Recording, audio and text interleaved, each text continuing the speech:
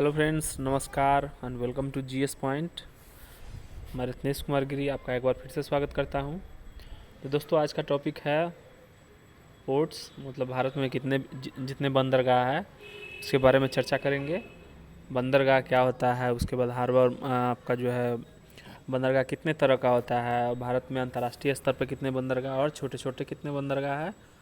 तो आने वाले एग्ज़ाम में अक्सर जो है पूछा जाता है बंदरगाह जो है पश्चिमी घाट के पश्चिम मतलब भारत के पर्वत प्रायद्वीपीय भाग में पश्चिमी में कौन सा है, पूरब में कौन सा बंदरगाह है, अरब सागर की खाड़ी में कौन सी है और बे ऑफ बंगाल में कौन सी बंदरगाह है। तो दोस्तों, इससे जो है आने वाले एग्ज़ाम में क्वेश्चन पूछा जाता है स्पेशल इकोनॉमिक जोन के अंतर्गत कौन सा आता है, उसके बाद कौन सा बंदरगाह है जिसका नाम बदला गया है। तो हम लोग एक एक करके जो है डिटेल्स में चर्चा करेंगे। तो दोस्तों, इससे पहले भी मैंने इंडियन ज्योग्राफी का सेक्शन बहुत ही करा दिया है। भारत का भौगोलिक विस्तार, झील हो गया, फिर उसके बाद बहुत सारे वीडियो है, तो आप इसके डिस्क्रिप्शन लिंक में जाके आप देख सकते हैं। इंडियन ज्योग्राफी का आपको देखना होगा वीडियो तो। और उसके बाद मैंने पॉलिटी का भी करवाया है, हिस्ट्री का भी मैंने बहुत सारा वीडियो डाल दिया है, करेंट अफेयर का भी मैंने डाला है। तो अगर आपको अच्छा लगेगा मेरे द्वारा पढ़ाया गया वीडियो तो प्लीज़ लाइक, सब्सक्राइब और शेयर कीजिएगा। तो चलते हैं दोस्तों, आज भारत का बंदरगाह पढ़ते हैं। देखिए दोस्तों, भारत में जो है वो बंदरगाह दो तरह का होगा। दो तरह का होगा। इट मीन्स आपका पश्चिमी, मतलब ये जो है ये क्या है, ये प्रायद्वीपीय भारत है, ठीक है। ये प्रायद्वीपीय भारत जहाँ पे अरावली पर्वत जो है उसको बांटती है नीचे में। तो उसमें क्या होता है दोस्तों, इसको पूर्वी छोर बोलते हैं, प्रायद्वीपीय भारत का पूर्वी छोर, और इसको पश्चिमी छोर बोलते हैं, ठीक है।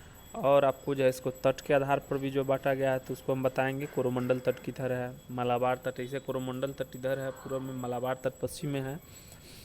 तो हम लोग चलिए चलते हैं। इससे पहले मैंने अवस्थिति और विस्तार में बता दिया है कि भारत का तट रेखा कितना लंबाई है। फिर भी मैं बता देता हूँ, भारत का मुख्य भूमि से तटीय सीमा का लंबाई यानी यहाँ से यहाँ तक का जो होगा वो 6100 किलोमीटर होगा।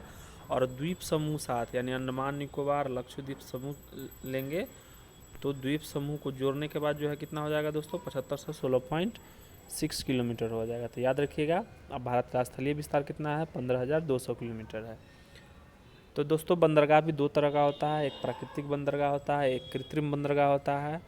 प्राकृतिक बंदरगाह होता है जहाँ पे जो है उस तरीके का जो समुद्र के तट पे एक स्पेस ऐसा रहता है जिस पे जो है आपको बहुत ज़्यादा काम करने का ज़रूरी नहीं पड़ेगा। आप जो है वहाँ पे जाके आप कम डेवलपमेंट में भी जो है आप अच्छा खासा बंदरगाह वहाँ बना सकते हैं। और कृत्रिम बंदरगाह में होता है समुद्र तट का वैसा भाग जो कटा फटा हो, जिसको सुसज्जित रूप से बना के और वहाँ पे जो है आधुनिक प्रणाली का मशीन और उसके आपका जो है जितने भी जहाज़ आते हैं विदेशी या देसी, उसको रहने के लायक जो है एक स्टेशन बनाया था जिसको बंदरगाह बोलते हैं, जिसमें कृत्रिम और प्राकृतिक दो तरह के होते हैं। तो चलिए हम लोग चलते हैं। बंदरगाह में मुख्यतः है भारत की तट रेखा का लंबाई 75 से 16.6 किलोमीटर है, जो कि आपका जो है गुजरात से लेके पश्चिम बंगाल तट है। साथ में इसमें आपका लक्षद्वीप और अंडमान सागर जो है दोनों मिला के है, यानी द्वीप समूह साथ मिला के लंबाई जो है भारत का तटीय 75 से 16.6 किलोमीटर है। दोस्तों, वर्तमान में भारत में 13 बड़े बंदरगाह है और 200 छोटे बंदरगाह है। तो मुख्यतः व्यापार जो होता है दोस्तों वो बड़े बंदरगाह से ही होता है, छोटे बंदरगाह से भी होता है, लेकिन उसमें जो है बड़े बड़े जहाज़ को पार्क करने के लिए जगह नहीं दिया जाता है। वो अंतर्राष्ट्रीय स्तर का जो है उसमें सुविधा उपलब्ध नहीं रहता है, जिसमें मछुआरे लोग जो है छोटे छोटे बंदरगाह पे अपना पोर्ट मतलब अपना जहाज़ लगाते हैं, उसके लिए बनाया जाता है। तो चलिए हम लोग चलते हैं। बड़े बंदरगाह सर्वाधिक तमिलनाडु और महाराष्ट्र में 3-3 है। याद रखिएगा, तमिलनाडु और महाराष्ट्र में बड़े बड़े बंदरगाह आपका जो है 3-3 बंदरगाह है। छोटे बंदरगाह सर्वाधिक महाराष्ट्र में है। छोटे बंदरगाह सर्वाधिक कहाँ है दोस्तों, वो महाराष्ट्र में है। क्योंकि महाराष्ट्र में बंदरगाह होने का मेन रीज़न भी यही है, क्योंकि जब अंग्रेज़ लोग आए थे पश्चिमी तट पर ही आपका जो है सबसे पहले वो आए थे। महाराष्ट्र जो है उभरता हुआ शहर था उस समय। वहाँ पे विदेशी पुर्तगाली जितने भी थे, दादरा नगर हवेली और जितने भी थे, पहले पश्चिमी तट पे ही जो है वो लोग आए थे विदेश से और व्यापार करना वहीं से चालू किए थे। तो 1854 में British east India steam navigation company की स्थापना हुई थी। यानी भारत में जो है British India steam navigation company की स्थापना के साथ भारत में जहाज रानी परिवहन का शुरुआत किया गया। यानी भारत में जो है जहाज रानी परिवहन का शुरुआत 1854 में British India steam navigation company की स्थापना के साथ किया गया था। ठीक है। पोर्ट, जहाज रानी व शिपिंग मंत्री अभी जो है सर्बानंद सोनोवाल जी है। अभी बोलेगा भारत के पोर्ट और जहाज रानी एवं शिपिंग मंत्री कौन है? सर्बानंद सोनोवाल जी है, जो कि वो पोर्ट और जहाज रानी मंत्री हैं। ठीक है। तो दोस्तों हम लोग जो है पोर्ट, हार्बर्स और डॉक्स, इसमें जो है अंतर पढ़ लेते हैं क्या क्या होता है। पोर्ट होता है सामान का आयात एवं निर्यात करने के लिए। पोर्ट जो है, जैसे आपका जो है पोर्ट होता है सामान का आयात और निर्यात करने के लिए। और उसके बाद हार्बर्स क्या होता है? हार्बर्स होता है क्या? हार्बर्स एक तरह से गैरेज होता है। हार्बर्स एक तरह से मतलब गैरेज नहीं बोल सकते हैं, पार्किंग होता है। हार्बर्स को क्या बोलते हैं? हार्बर्स को बोलते हैं पार्किंग बोलते हैं। यानी ख़राब मौसम में जहाज़ों की पार्किंग। सपोज मान लीजिए अगर उड़ीसा के तट पे या फिर महाराष्ट्र में अगर कोई चेतावनी आ गया है आपका जो है वो सुनामी का, नहीं तो समुद्री तूफान का, तो कितना होता है, क्या होता है, भारत के जितने भी बड़े बड़े जहाज़ हैं तो वो जो है वो हार्बर्स में जाके ख़राब मौसम के समय जो है जहाज़ का पार्किंग कर देते हैं। ठीक है। तो पोर्ट में सामान का आयात निर्यात होता है, हार्बर्स में ख़राब मौसम में जहाज़ों का पार्किंग किया जाता है। और उसके बाद डॉक्स क्या होता है? डॉक्स होता है दोस्तों जहाज़ की डिज़ाइन एवं मरम्मत करना। और डॉक्स में जो है ना दोस्तों, कहीं पे भी कोई जहाज़ अगर समुद्र में समुद्री जहाज़ कोई अगर खराबी हो जाता है तो डॉक्स में उसका रिपेयरिंग किया जाता है। यानी गैरेज एक तरीके से होता है। और नए जहाज़ का जो निर्माण होता है उसके बाद वहाँ पे डिज़ाइन होता है, वो भी डॉक्स में होता है। तो आप लोगों ने, आशा करता हूँ, इसको समझ लिया होगा अच्छे से। अब हम लोग एक एक करके जो है चर्चा करेंगे। ठीक है। तो देखिए भारत में बड़े बंदरगाह आपका बताया था, जैसा कि मैंने 313 है और छोटे बंदरगाह मुख्यतः 200 हैं। तो हम लोग जो है ऊपर से चलते हैं, गुजरात से जो आपका चलते हैं। गुजरात में आपका एक फेमस बंदरगाह है, वो है कांडला बंदरगाह। ठीक है दोस्तों, कांडला बंदरगाह है। तो इसका नाम क्या है? दीनदयाल उपाध्याय है। और कांडला बंदरगाह जो है दोस्तों वो ज्वारीय बंदरगाह भी है। और 2005 में इसको स्पेशल इकोनॉमिक जोन के अंतर्गत में ही भी डाला गया था। तो याद रखिएगा कांडला बंदरगाह कहाँ है? गुजरात में है। और नया बंदरगाह पूछेगा तो दोस्तों कौन है? वधावन है। महाराष्ट्र में सबसे नया बंदरगाह या फिर भारत का नया बंदरगाह जो कि बड़े बंदरगाह में से एक है, वो वधावन है, जो कि महाराष्ट्र में है। मुंबई तो जानते ही हैं, मुंबई महाराष्ट्र में है। नाहवा सेवा बंदरगाह ये भी जानते हैं महाराष्ट्र में है, जिनका पुराना नाम जवाहरलाल नेहरू के नाम पर भी था। मर्मगोवा बंदरगाह जैसा कि गोवा से है, मर्मगोवा आपका जो है गोवा में है। ठीक है। न्यू मैंगलोर या मंगलौर आपका जो है कहाँ पे है? ये बेंगलोर में भी है। और इसके बाद कोच्चि कहाँ है दोस्तों? केरल में है। ठीक है, कोच्चि केरल में है। ये जो है आपका पूर्णतः सोलर सॉल से चलने वाला भी है। और उसके बाद हम लोग चलते हैं पश्चिम बंगाल से, तो कोलकाता है। यहाँ पे हल्दिया भी छोटा बंदरगाह के अंतर्गत आता है। उड़ीसा में चलते हैं, पारादीप बंदरगाह है दोस्तों। ठीक है, पारादीप बंदरगाह आपका उड़ीसा में है। विशाखापट्टनम आपका जो है कहाँ है? आंध्र प्रदेश में विशाखापट्टनम है दोस्तों। याद रखिएगा भारत का सबसे गहरा बंदरगाह जो है वो विशाखापट्टनम है, जो कि डॉल्फिन नोज पहाड़ी के पीछे सुरक्षित है। ठीक है। एन्नौर या कामराज बंदरगाह कहाँ पे है? एन्नौर या कामराज बंदरगाह जो है वो आंध्र प्रदेश में है। ठीक है। और चेन्नई बंदरगाह चेन्नई में हो गया। और पीओ चिदम्बरम बंदरगाह तूतीकोरिन जो है आपका यहाँ हो गया। यानी एन्नौर, कामराज, चेन्नई और पीओ चिदम्बरम तूतीकोरिन जो है आपका तमिलनाडु में हो गया। ठीक है दोस्तों। तो बड़े बंदरगाह को मैंने पढ़ लिया है। अब हमको लगता है छोटे भी बंदरगाह कुछ पढ़ लेना चाहिए। तो आने वाले एग्ज़ाम में टेक्निकल क्वेश्चन पूछा जाता है दोस्तों, तो आप लोग को जहाँ तक हो वहाँ तक आप लोग पढ़ के जाइएगा। तो क्या होता है, जो आपको कॉन्फिडेंस रहेगा और आपको ज़्यादा से ज़्यादा क्वेश्चन बनने का चांस रहता है। ठीक है। जो है दोस्तों वो भारत का पश्चिमी राज्य से चालू करते हैं। चलिए, गुजरात में जैसा कि हम लोगों ने पढ़ा था कांडला बंदरगाह है, तो उसमें आपका क्या है? मांडवी याद रखिएगा, ओखा याद रखिएगा, द्वारका याद रखिएगा और भावनगर याद रखिएगा। ठीक है। भावनगर में गुजरात में है, जहाँ पे नमक अनुसंधान केंद्र भी है दोस्तों। याखिन, मांडवी, ओखा, द्वारका, भावनगर, ये गुजरात में है। ठीक है। महाराष्ट्र में रत्नागिरी है, महाराष्ट्र में रत्नागिरी बंदरगाह है, और कर्नाटक में कारवार बंदरगाह है। ठीक है, कारवार बंदरगाह है। और उसके बाद हम लोग केरल चलते हैं तो कानानूर, कोचिकोड, क्वीनोन और एलेप्पी।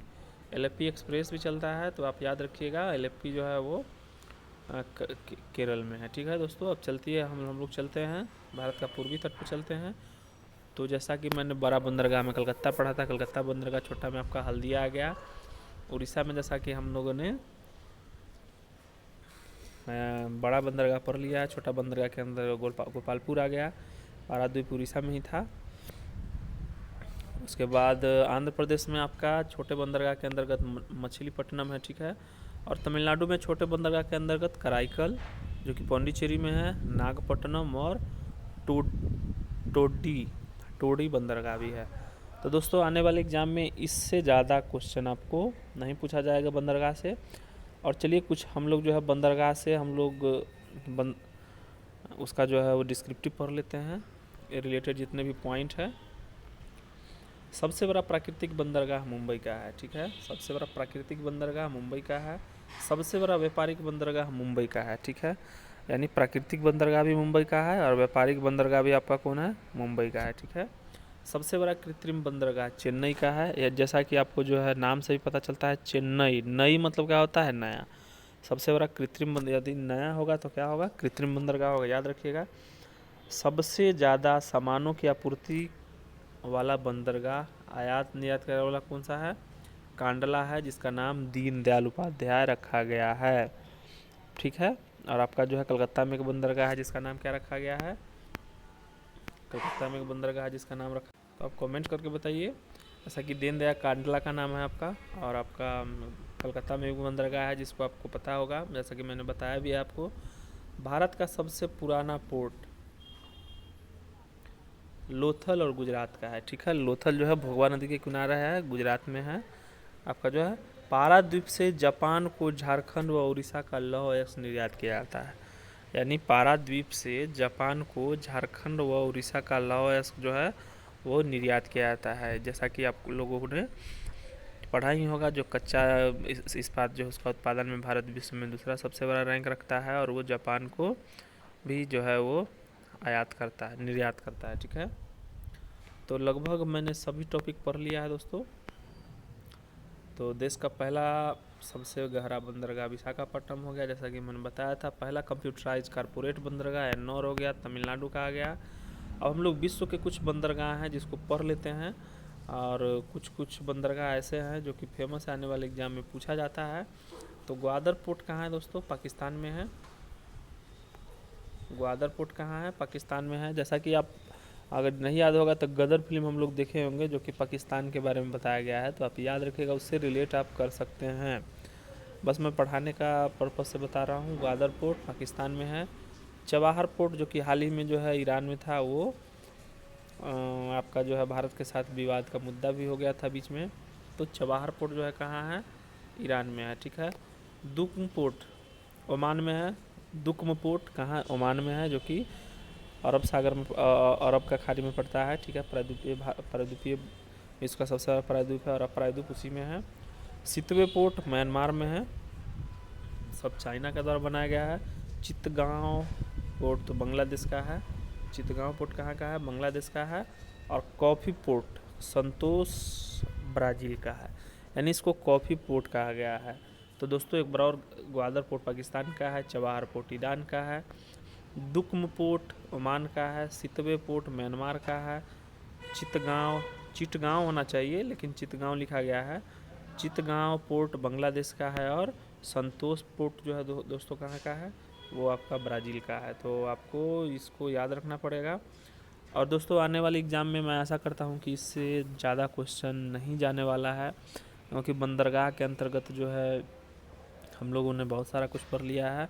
और देश में बंदरगाह होने का बहुत बड़ा, किसी भी देश का बंदरगाह जो है उस देश की अर्थव्यवस्था का को बूस्टअप करने में बहुत बड़ा योगदान होता है।